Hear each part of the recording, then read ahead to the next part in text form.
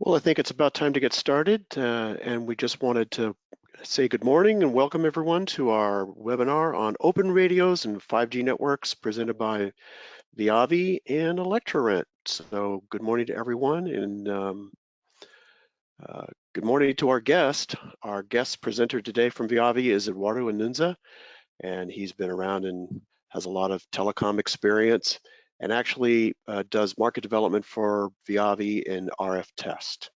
And my name is Steve Case with the marketing group at Electro. Been around a little while myself.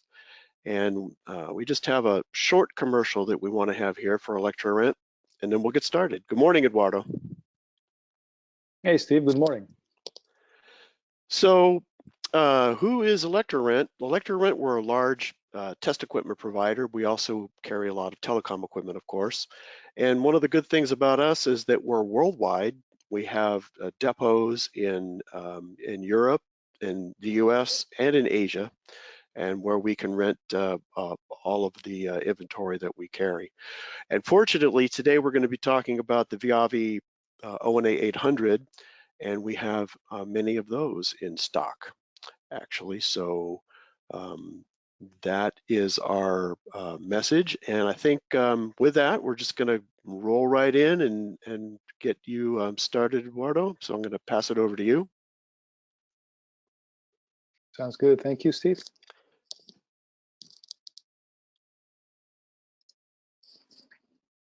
Okay.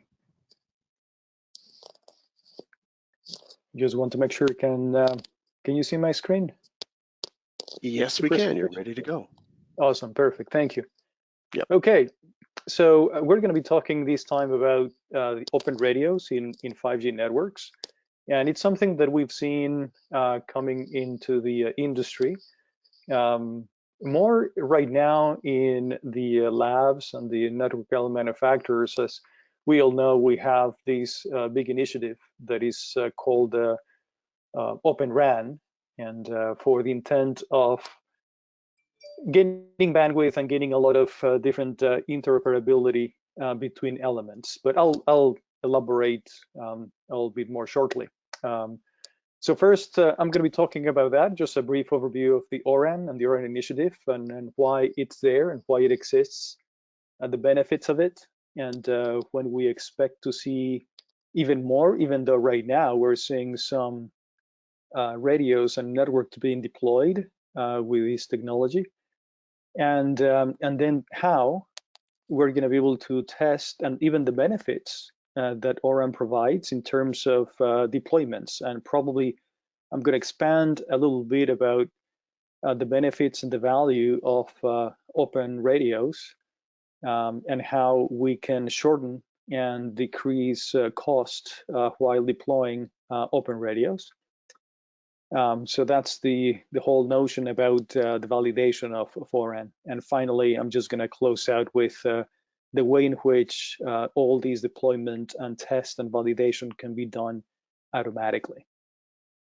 Along this session, I'm going to be making some a little bit of pause every now and then just to see if there are any questions, because truly I wanted to make it interactive as much as possible. So feel free to post any questions that you might have, and I'll try to answer them.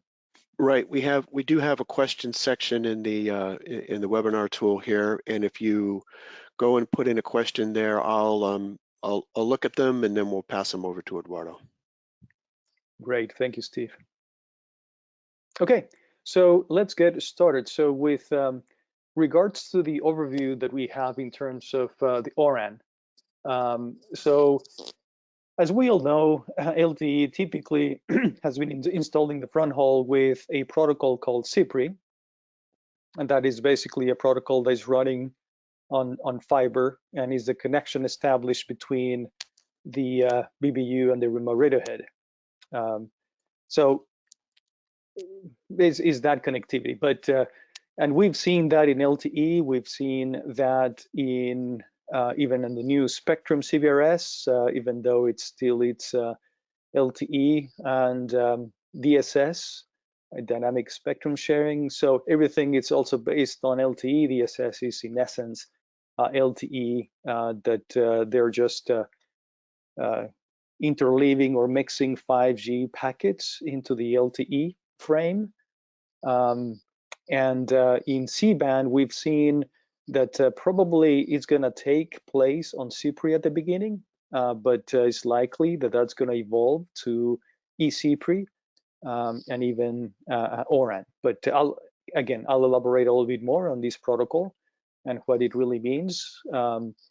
In terms of the evolution of this fronthaul, one of the aspects that is happening is that the BBU traditionally had all the intelligence of signal processing, amplification, setting up the carrier. I mean, all that was done by the baseband unit, by the BBU. And the moderator head was only an element that take that signal and just did a bit of amplification and filtering and was transmitting that signal out through the antennas. Now, with this whole notion of 5G and the ability to provide these new type of services, ultra low latency or massive broadband and all that stuff, basically was needed to have a different approach to have the network more responsive. And that basically was achieved by giving the radio a little bit more intelligence, and also have the fronthaul not to be as, let me put it, as heavy as it was before, meaning bandwidth, in the bandwidth capacity of the fronthaul. So to achieve that, it was basically divided in different functional splits. But in essence here, just as a summary, the baseband unit was partitioned into two elements, actually three, but here for this intent is just, I'm just showing two of them. One is a central unit, then we have a distribution unit, and then the radio unit. And these also allows the ability to do multiple things. One is to have the radio a little bit more intelligent than before, but also it was a relief on bandwidth on the fronthaul and midhaul. So therefore, then we can have a lot of capacity out of the radio without compromising the bandwidth of the backbone of the network, and also the ability to be more responsive. So that was by providing or enabling that partitioning of functions. But the other benefit that certainly a lot of mobile operators are going to be seeing is the ability to virtualize these capabilities. So primarily on the centralized unit and the distribution unit, we're seeing now that all are just devices that can be kind of a server type of devices that can be put anywhere, and software that runs on top of them then will be able to have the function of CU/DU. So that will provide, as I mentioned before, a lot of benefits to mobile operators. And the third benefit, I will say, is the ability to interconnect different vendors or network element manufacturers between all these different points. So let me give you an example. You might have a DU from an NEM X, and the radio might be a vendor Y, which in the past, it was certainly one of the intents, but for different reasons was never achieved. This is because, again, in the industry, we've seen a lot of companies that excel in some capacity. For example, there's some NEMs that are very good on radios, but are not that good on the backbone and on the protocol and network handling. So the goal here is to provide that option to mix and have at the end the best solution for each of these elements. Right. So I've talked about the protocol itself and how it was a functional split. So here down below, you just have these different functional splits between the radio controller all the way through to the right to the RF side. And this is how the Alliance and the standard have these different functions, and they have the notion of having different splits. So for example, here, as you can see way to the right, we have the CPRI, and that CPRI was the protocol, as I mentioned before, that has been used for LTE. And whereas, as I mentioned, the baseband unit had all that intelligence, if you will, and the remote radio head or remote radio unit, the function was only to grab or obtain that signal, filter it and amplify it and transmit it through antennas. The intent now with Open Radio is to have a partition on level 7, which is eCPRI, which is, as you can see, gives the radio unit a little bit of intelligence by a low fi. That's the way that they call that functional split. But we'll be able to have a packetized transport mechanism back into the network. And then between the CU and DU, they might have a different partitions. But yet again, why the industry got into this initiative of making these partitions? And as I mentioned before, it's driven by truly what 5G wants to achieve in terms of the applications, in terms of the connectivity. So for the ultra reliable low latency, a lot of different massive machine type of communications, or the broadband, mobile broadband capability, all those have a set of requirements of mainly about bandwidth. That in the past, the connection that we have on CPRI, on that protocol, it was connection oriented, and it was a lot of bandwidth that it was transmitted on the radio.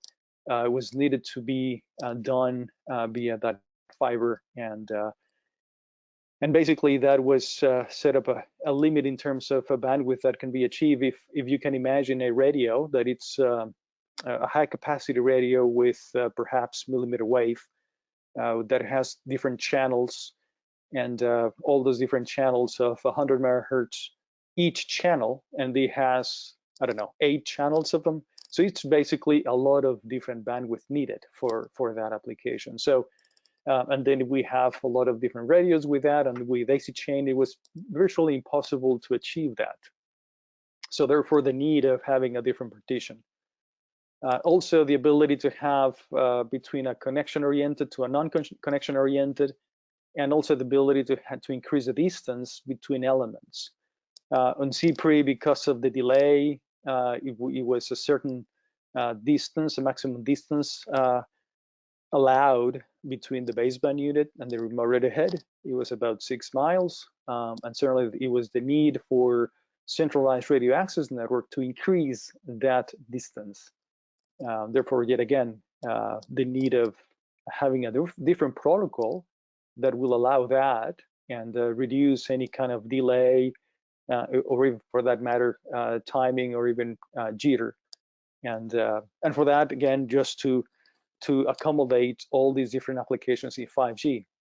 And the last point that I want to mention here is not only the ability to have all these partitions and accommodate the technology to achieve all these applications, but to make it practical. By that I mean to make it a way that it's going to be not that expensive and reduce cost, size, and weight. Because initially the thought was, okay, if more intelligence and more processing is going to be put on the radios, and we have thousands and millions of radios, that's going to be very expensive. But here it was the ability of putting not too much of intelligence, but yet more than before. And that's why it was at that level 7, or that partition 7, or option 7, in which the split is it was done, and not in a lower split like 4 or 5, because yet again, that will require certainly more capacity in terms of processing power into the radios, and will certainly be more expensive. So this is just from a conceptual and initiative about OREN. And then in terms of the fronthaul, the way that here a little bit of a detail on how the functions of each of these elements between primarily the distribution unit and the radio unit is being defined. So as you can see here on the diagram on the right-hand side, I'm gonna talk about primarily on those blue sections, which is the open distribution unit and the open radio unit. In between them, we have the open fronthaul. But as you can see here, I just exploded a little bit of the functionality of each one of them. So as you can see, the ODU has intelligence of the modulation needed and the pre-coding and all the mapping of the resource elements and perhaps some compression of it. And then is going to be transmitting that into the radio unit. And as you can see now, the radio is doing some more processing than before. It's not only about getting the signal, the baseband, and just put it in a carrier, filter it, and amplify it. Now it does, well, it has to do a decompression of the IQ being received by this distribution unit. But as you can see now, it's doing much more. It's doing some pre-coding, it's digitizing all the beamforming, and it's going to be adding some checks on the FFT, and then it's going to be converting that signal to analog and transmitting the signal out through the antennas. So this is the it's yet basic and simple enough, but provides a lot of benefits, as I mentioned before, to achieve the 5G aspects. But so if those are the test functions of each of these elements, how that can be done. And this is just a sequence on how the information is exchanged between the distribution unit and the radio unit. First and foremost, and actually this is like a stack, it builds bottom up. So the first thing that happens between the DU and the RU is the management plane. Management plane is just, in simple terms, is to make sure that both elements are talking between themselves. So the ODU is talking, the RU can receive or listen what the DU is talking, and vice versa. So the connection basically is established. Then on top of that, we have a synchronization plane. So make sure that both elements are properly synchronized. And also we're seeing here in terms of synchronization that the distribution of synchronization between the network and the radio is changing. In the past, we've seen that a lot of synchronization was based on the radios getting GPS directly, GPS antennas into the radios, but now they might be receiving synchronization from the network, and that is through a packet protocol or a PTP or 1588 precision time protocol that it's through the network via grandmasters. In any case, so that's why it was certainly the need of define a plane for synchronization. Once we are making sure that everything is well synchronized, then we have the user plane. And then here in user plane, we have, in essence, the downlink and uplink information and IQ data. And then on top of the user plane is all the control plane. So all the scheduling and beamforming commands and all that stuff. So this is basically how the stack briefly and simplistically work between the DU and the RU. So now with this base understanding on how this works is, okay, so how are we going to be able to test it?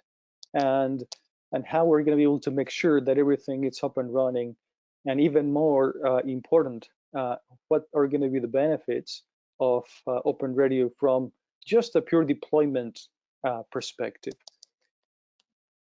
And with that, I'm going to go and explain a little bit on how VIAVI is providing a test solution for OREN with the One Advisor. But before I go any further, I'm just going to see and pause for a second and see if there are any questions.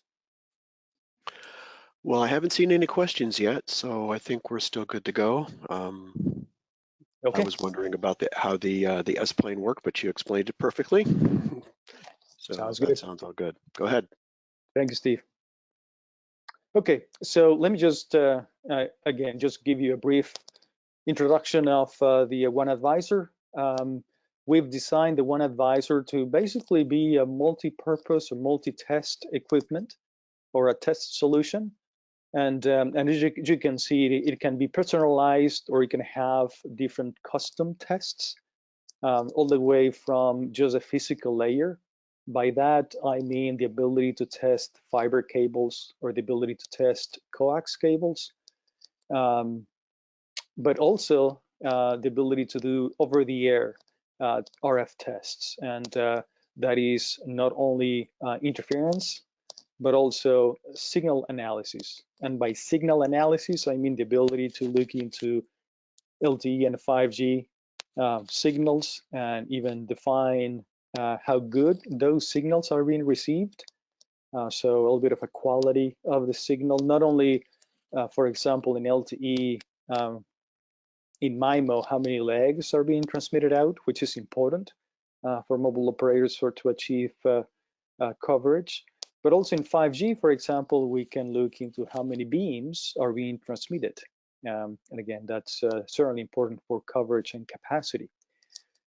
But as you can see, the last bullet that I included here is the X hole. And X hole, I just put an X because it covers both. It covers the mid hole, and as well as it covers a front haul. And that involves two main tests: Ethernet testing, and also what we call the Open Distribution Unit emulation capability that now we have in One Advisor. And I'm gonna elaborate in these aspects of the X-hole analysis, probably gonna put more emphasis on the ODU emulation. So the One Advisor, just to give you kind of a sense on how can be equipped, because yet again, we've seen different user groups using the instrument differently. We might have a subject matter expert, which can do and will do all different tests from the physical layer to the data layer. But here, just a simple view about it. From the left, we have the hardware components or hardware modules or accessories that can be equipped on the One Advisor. And the One Advisor here in the middle, I'm just showing different views: the front view, side, and back view of the unit, based upon how it's configured. And then on the right-hand side, all the test function that can be loaded into the unit. And as you can see from the spectrum, real-time spectrum capability, interference signal, but also now for this topic is Ethernet test and ORAN ODU emulation test. Okay, so if we are in a site, typically when a site, and this is just a very simplified version, I've just put here a macro cell, but certainly applicable to a small cell or even a DAS system. But as you can see, there are different elements or different test points. First, I'm just going to go from top to down briefly into each one of them. One is the antenna alignment. Certainly, we have to do an antenna alignment to ensure the coverage area based on what it was planned in terms of coverage to what it's going to be achieved.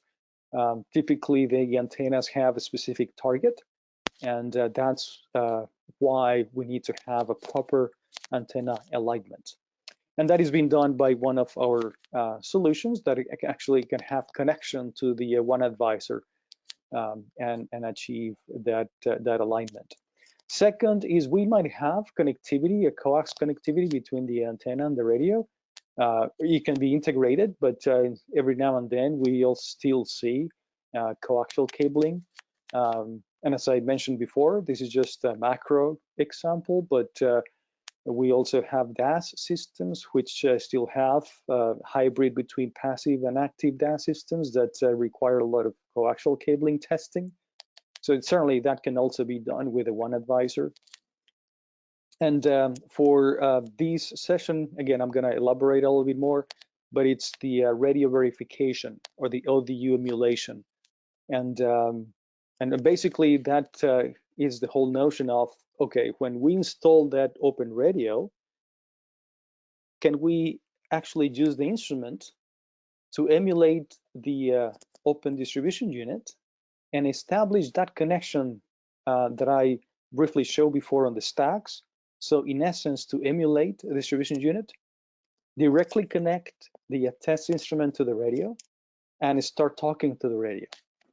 And then obtain, for example, the radio profile. So, okay, so radio, we're talking. So let me know which radio are you, which are the operating bands that you're operating, what's the optical power level you're receiving, and so on and so forth. So it's very useful.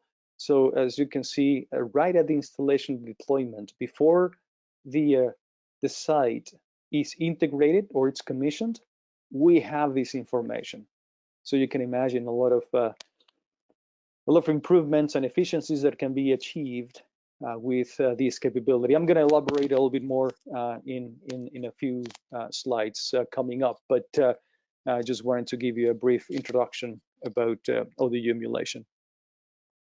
And then the other two aspects is about fiber from the baseband unit to the radio, which can be just a pure fiber inspection or the whole fiber. And yet again, can be a remote location, a remote site, which we need to have fiber. And we've seen a lot of different flavors of fiber, by the way. So for example, on the network going into the baseband unit, most of the times we've seen that it's a DWDM type of fiber, just having different wavelengths on the same fiber. And then from the BBU up into the radio, typically is just a single wavelength. As Steve mentioned, we have a lot of different WAN advisors that have both capabilities to test for fiber in a single or in multiple wavelengths. Right, so this is just a quick example on the user interface on some of the different tests. I just want to give you a pictorial on how it's going to look of an inspection or a fiber or the emulation, coax, and alignment. And not only the kind of the interface, but also the ability to automate all these different tests. And that is important because we know that all sites are not the same, and there's going to be perhaps even different criteria that will be applicable for each site. And that criteria and even the configuration or the bands to be tested and so on and so forth, that is going to change, and that can be automated and remotely deployed to the instruments. So certainly getting a lot of efficiencies to automate all those tests. And even in those tests can be applied a simple pass-fail indicator.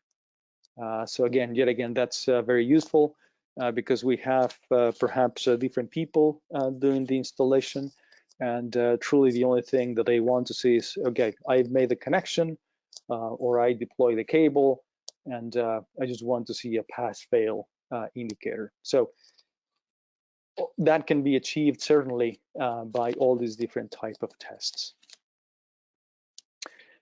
Right, so now I'm gonna get into a little bit more detail about the OREN validation, but yet again, I'm gonna just pause for a second to see if there are any questions. No, we don't have any questions. I have one, but I'm gonna wait till after you finish because I think you're probably gonna answer my question coming up. So no questions from the audience, but if you do think of anything, folks, feel free to ask the question here. We'll get right on it. Go ahead, Eduardo. Sounds good. Thank you, Steve. Okay, so OREN validation. So there are different aspects, so different points in which we want to test the open radio. As I mentioned before here in the front hall, and I'm going to be making some references to standards.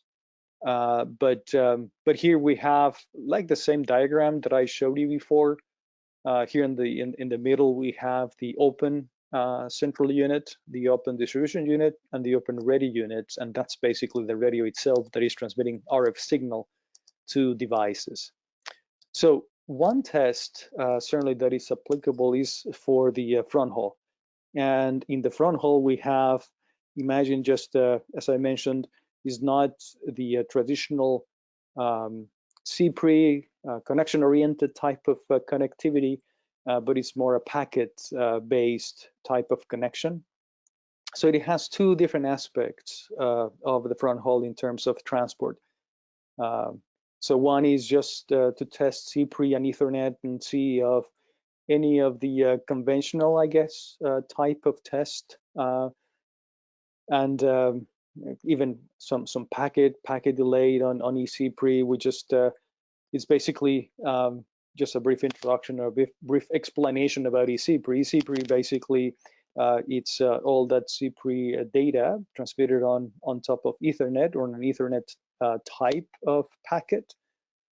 So we can certainly do all the Ethernet tests with that specific ether type. So again, just to check for packet count, delay variation, all that good stuff. But the other aspect is also in terms of synchronization. As I mentioned before, the way that synchronization is now being delivered to the radio is through the network. And the CU, for example, the open CU might be getting a synchronization from a grandmaster. That's the name they refer to the primary clock. That grandmaster basically is just a copy, if you will, of a primary reference clock. Primary reference clocks typically are derived from cesium, and actually cesium, the GPS signal that we receive is also derived from cesium clocks that actually are installed in GPS satellites. But in any case, this grandmaster, it's this primary clock that is very stable. And then this clocking or this synchronization is distributed through the network via this 1588 protocol, or also is being referred as precision time protocol. It's basically the same thing, but we can certainly test that synchronization with the one advisor. The one advisor can be synchronized and locked with a GPS, and even for some instances, when we would have a GPS visibility, we actually have a rubidium-based oscillator. Rubidium is, let me call it a stratum 2. If a cesium is stratum 1 or the best, the second level it's a rubidium. That's a stratum 2. The other oscillators that we probably might heard of or might have seen are the quartz oscillators, T6Os or O6Os, and all those oscillators. That's stratum 3. That certainly not viable for PTP testing.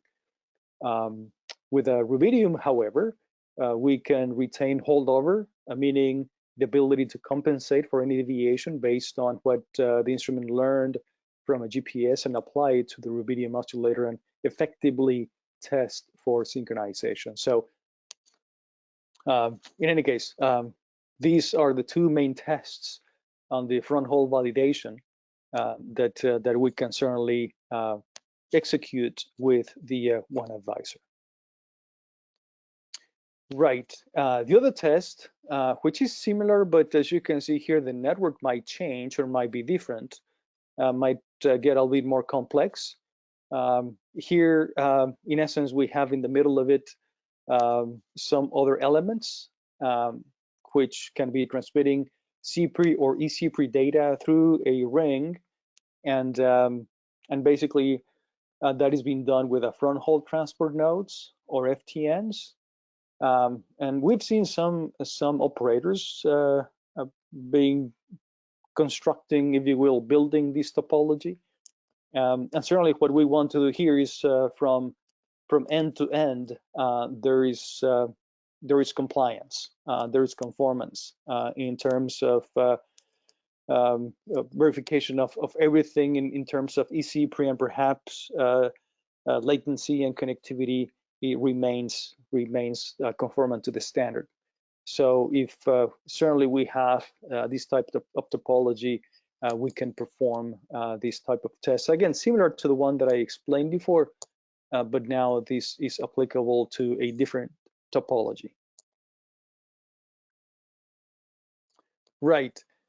So, okay, so what's going to happen now in terms of not only to look into the transport layer, but what's inside of that transport layer? And by that, I mean the ability to assess for the control and user plane.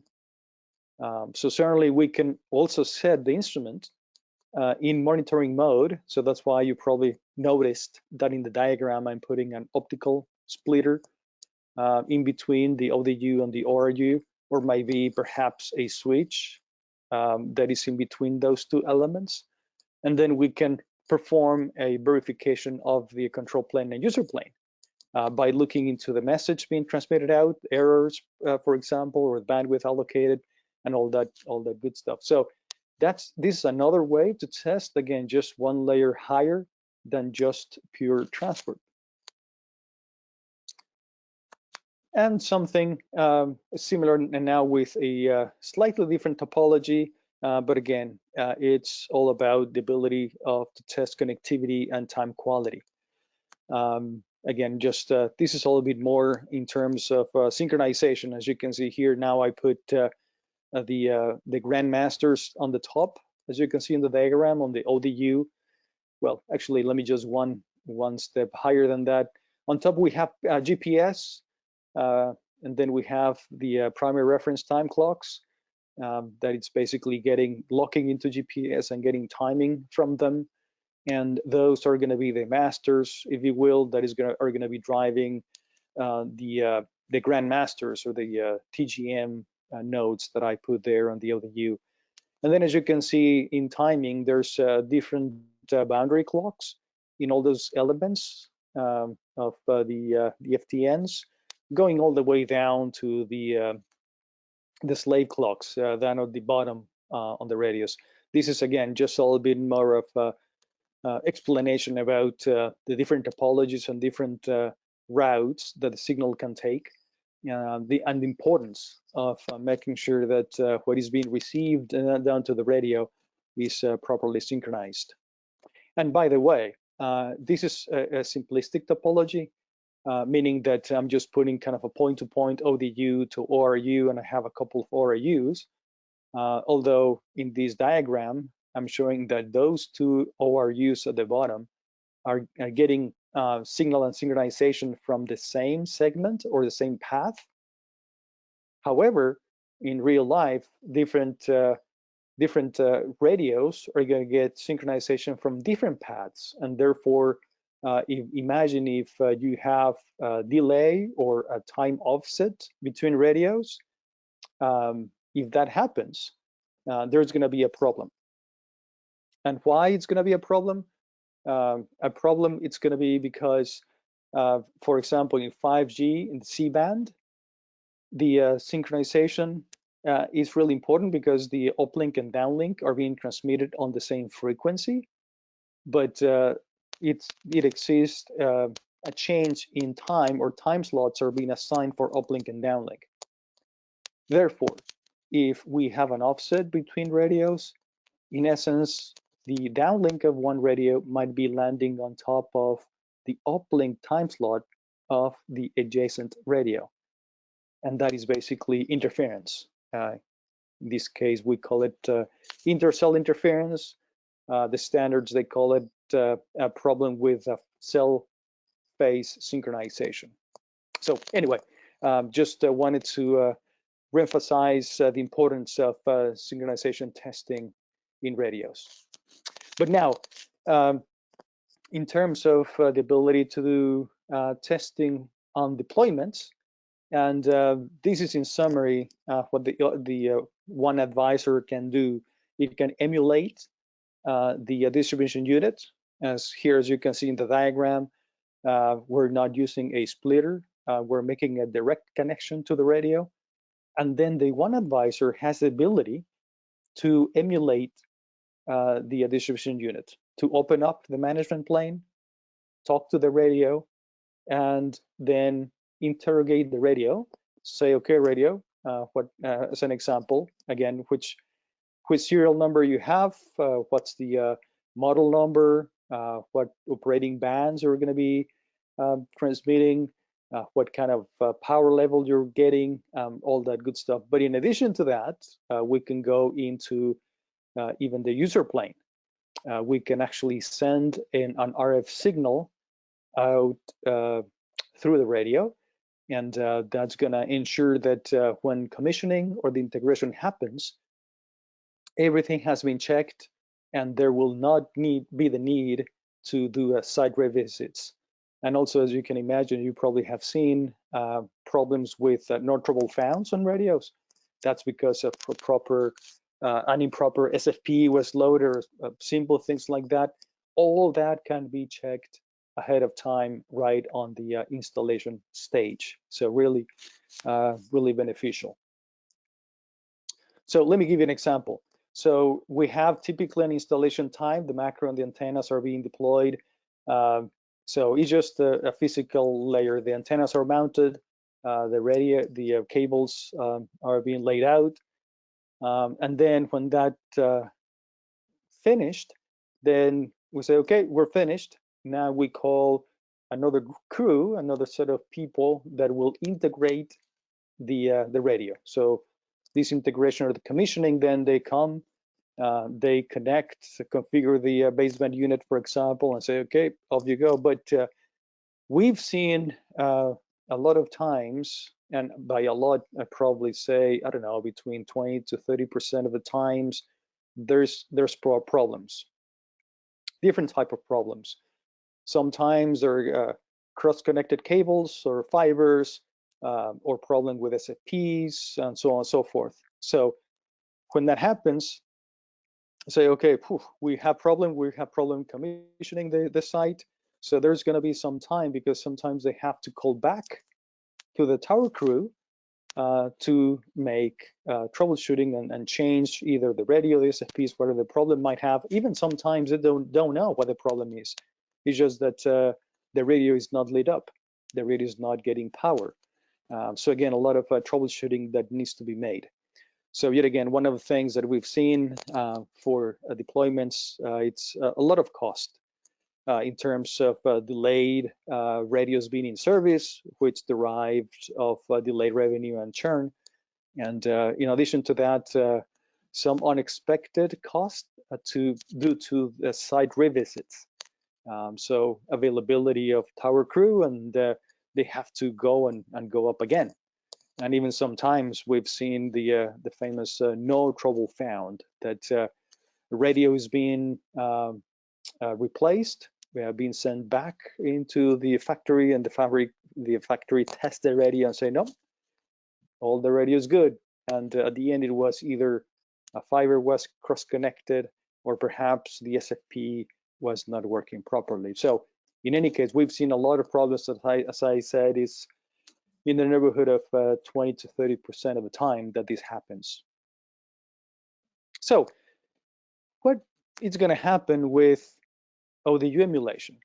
So if effectively here in the commissioning, we can connect directly to the radio and emulate the distribution unit and effectively do the same thing that the commission is going to be making, but right there during the installation process, because again, we're just making a direct connection to the radio.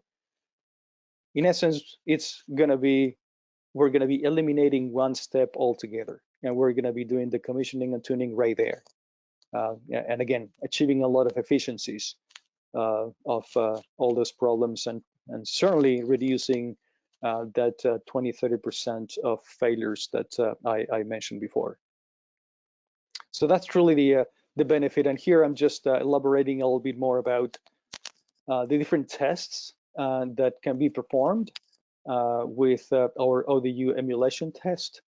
And just simply, as you can see, the different type of tests, but I'm just going to highlight a couple of them. I'm going to start from the top, just to obtain the general information.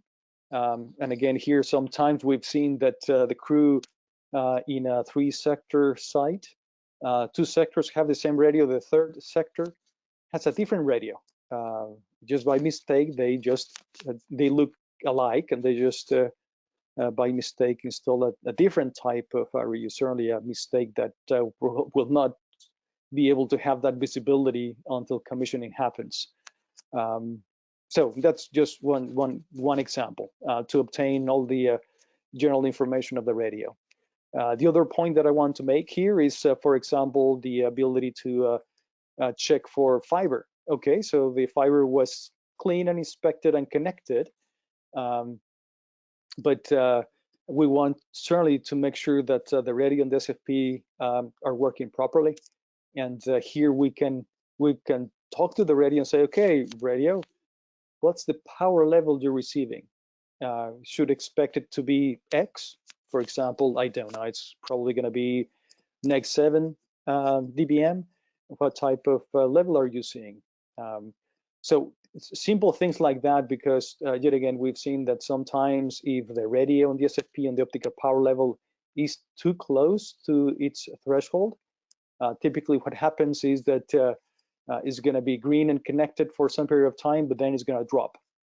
So it's going to be that kind of nasty intermittent problem, and that is all because of the optical power level. And yet again, we can certainly test and ensure that the proper optical power level is received at the radio. The last point that I want to make here is the last row that I've added in this matrix. Is the ability to transmit RF signals. So that is basically related a little bit more into the user plane. So the ability to generate a signal and see and ensure the coverage of that radio. So yet again, different topologies, different radio types, not necessarily only a macro cell, but can be a small cell or can be a DAS system where coverage is important.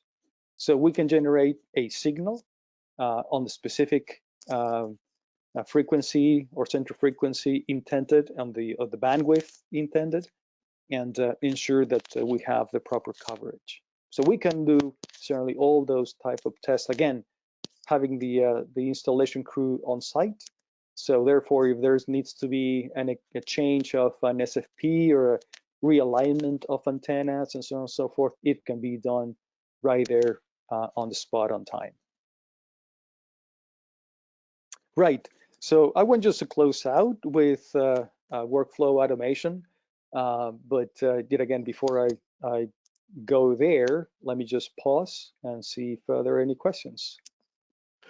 We don't have any questions from the audience. I did want to ask about, see, OREN being a new standard, and it seems like it's very flexible. It's a lot of manufacturers, provide a lot of flexibility into how the networks are built out. But does this mean that the users will have to make sure that their units are up to date in terms of firmware for ODU emulation, things like that, to keep up with the OREN standards? Yeah, I think it's not that different from what we're saying today with the CPRI as an example. So, for example, we're seeing that every now and then the radios, they need to be upgraded on its firmware. They are being changing from, as an example, in CPRI from line rate option 2 to line rate option 8 or 9 and so on. So I probably will say that is not that too different from what the industry has been working on. Okay. On the OREN is going to be similar. So once we have an OREN type of radios being deployed, I will expect that in the same manner, there are going to be just regular kind of upgrades that needed to be done. But yeah, honestly, I don't see a big difference between those two, those regular So it seems like it's upgrades. pretty mature then as it's developed here. Yeah, a lot of, I mean, in specifically for OREN, there's a lot of different tests, interoperability tests being conducted now, because the goal from most of the mobile operators is to ensure that they can mix and match different Right. elements. And that is most of the tests, to be honest, that currently the industry has been conducting. It's about that interoperability. And certainly there's going to be kind of a compliance verification, and certainly there's going to be a list of, okay, these specific framework can talk to these ODUs. So yeah, there's Right. going to be a correlation between them for sure. Yep.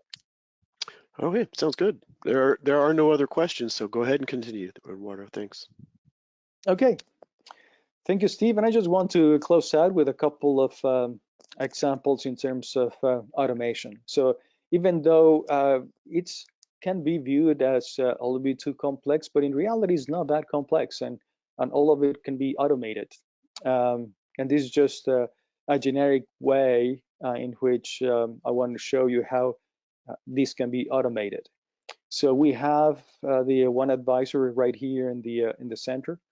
And from the left, um, we can populate test procedures digitally into the one advisor. So in the past, a lot of MOPs, written MOPs or test procedures were provided to the people to do the installation, for example.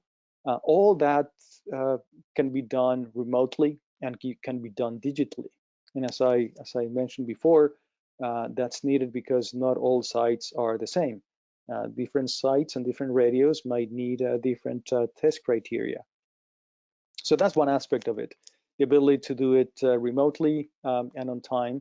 And then the other aspect is the ability to conduct all those different tests. So from our cloud, StrataSync, we certainly have visibility on the one advisor, and we'll know if the one advisor has all the test functionality required for that specific site. Let me give you an example. If we have a lot of different one advisors, and there's the need of a small cell, and that small cell, there's a DWDM OTDR. Remotely, through StrataSync, we're going to be able to know where do we have in inventory one advisor with DWDM. So we can assign that element, that test equipment, for that specific job. So certainly we can do that, and not only that, but to ensure that it has the hardware needed, but also we can send test configuration for that specific site. So it's a small cell, and it's DWDM, but also we need to test, I don't know, specific bandwidth or specific wavelength, and all those different tests for an OTDR perspective. That configuration can be deployed into the instrument. So in reality, the user at the end is just going to press a couple of buttons, skipping all the configuration, because that's going to be deployed remotely, and it's just going to get a simple pass-fail indicator. And when all the tests are being completed, they can just push all the test results up into the cloud.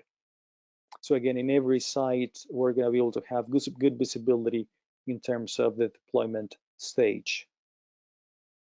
And then the last thing that I want to mention is that if there's problems during installation and the technician, they don't know what to do, we can open a remote session. So we have Smart Access Anywhere, that is basically the name that we have for a session that can be established between the instrument and the internet.